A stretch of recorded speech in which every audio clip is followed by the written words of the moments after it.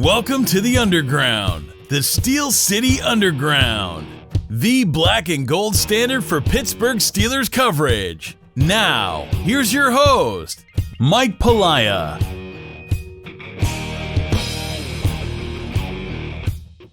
Welcome everybody to another edition of Steel Nation Radio. I'm Mike Pelaia of SteelNationAssociation.com, where we cover the Steelers 24/7 while bringing you, the Steeler fans, together in an effort to raise money for Children's Hospital of Pittsburgh. You can also find my work at SteelCityUnderground.com and the New Pittsburgh Courier. Well, it's been quite some time for me. I have certainly not recorded a show since draft time, or maybe even before that. Been on hiatus a little bit. Some of that by design, some of that due to many things going on in my world. But I am back after the first game of the regular season. And wow, I don't even know what to say, actually. A 33-3 loss to the New England Patriots. The loss part, not surprising. I predicted they would lose. I didn't expect them to win, and I was okay going in with them losing and being 0-1. I don't have a problem with the record. I do have a problem with the way they played. I do have a problem with the way they were outcoached. Once again, Bill Belichick just completely embarrasses Mike Tomlin, in my opinion. I think the offensive game plan was atrocious. I think Keith Butler and his game plan, as per usual against the Patriots, was atrocious. I think that it proves that Butler should have been fired after the last two seasons. I know that's a very, very quick reaction to one game in after saying I thought they should be 0-1 and I was okay with that. But I'm hoping that this was not indicative of the way the rest of the season is going to go. And I don't think it is. Now, does it make me wonder if they're not going to be quite as good as I thought as well? Yeah, it does. But I think we're going to learn a lot more this week when they play the Seattle Seahawks at home. And Seattle's a good team. They're 1-0 as well here. But they are a good team. I think that they're still dangerous. I think they've got a great coach with Pete Carroll, which does scare me a little bit, quite honestly, considering Mike Tomlin gets outcoached by these better coaches. Belichick, Carroll could be another one, for example. But I'm very interested to see how they bounce back.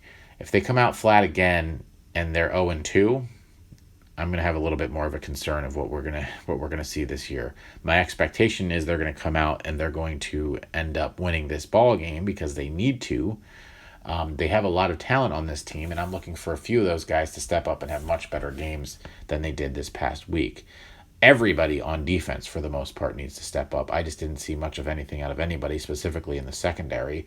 I'm really looking for Terrell Edmunds to take a huge jump this year. If you recall, a month or so ago now, back in training camp, I wrote an article about him becoming a very great safety this year, i.e. in the likes of Troy Polamalu ahead of him in years past. I think he can do that, and one game does not change anything in regards to how I think about that, but I am looking for him to step up here. They're going to have a hard time defending Russell Wilson, I think, this week. I think he's very dangerous in the air, of course, with his legs as well, but he's a type of quarterback that the Steelers have trouble with, and I want to see this defense get after him. I think they need to pressure him. They need to get in the backfield. I'm looking for TJ Watt back there specifically. I'm looking for Cam Hayward to disrupt the line. I'm looking for Stephon Tuitt to disrupt the line. They've got a decent set of wide receivers, specifically DK Metcalf, in my opinion.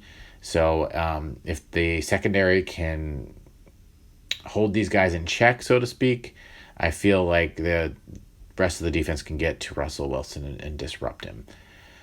But it's not just the defense. They were atrocious. I'm looking for a lot of things. I'm looking for a lot of blitzes, and I'm looking for the secondary to do a hell of a lot better job than they did this past week, and hopefully Sean Davis will be back and help that. But the offense, too. I was not impressed with Big Ben this past week. I don't think that's a typical game, and I don't think that's what we're going to see the rest of the way, but I really thought he would come out firing on on all cylinders and perform a heck of a lot better than he did. Juju did have 6 catches, I want to say, for around 70-something yards.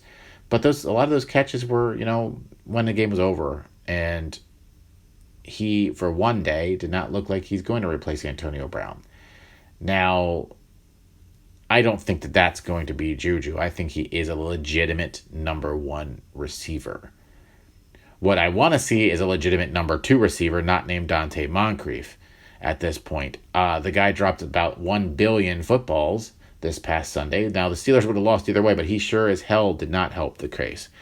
I'd like James Washington to be that guy.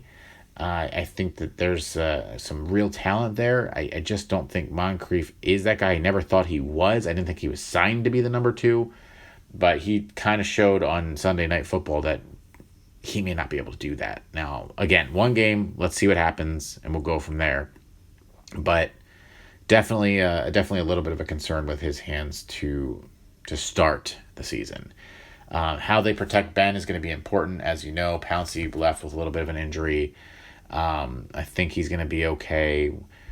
Juju left with a little bit of an injury. It sounds like he's going to be okay. Rosie Nix now, it sounds like, has a knee issue, may not play. They're talking about using maybe a defensive player on the offense for play fullback, although they didn't use fullback last week anyway, even in short yardage situations, perhaps because Nix may be hurt. But they're going to need to really protect Ben. Seattle gets after the quarterback, and that's one of their fortes. They had 5 sacks last week.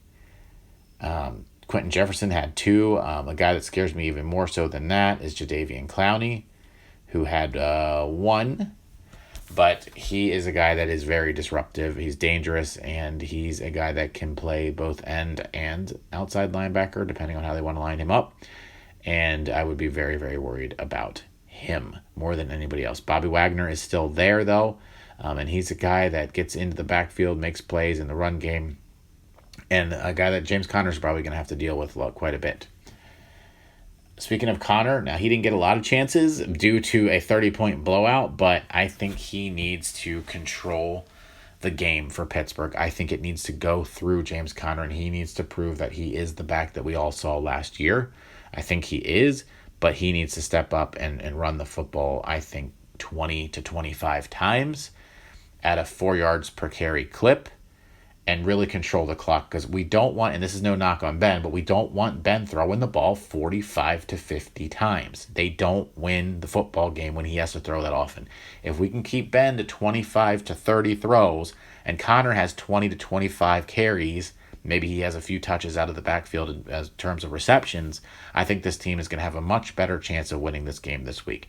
Now, I also think that this team is far better equipped to handle the Seahawks than they were the Patriots.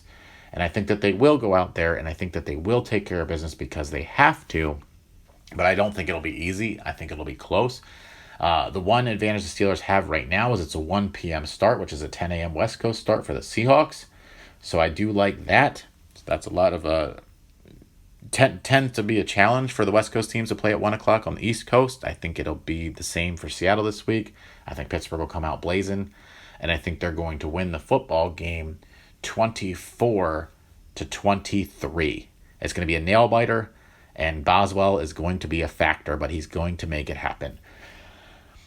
Just a quick return this week, but I just wanted to get it started with a quick podcast since it's been a while. I'm happy to be back. I'll certainly provide more as we go throughout the season.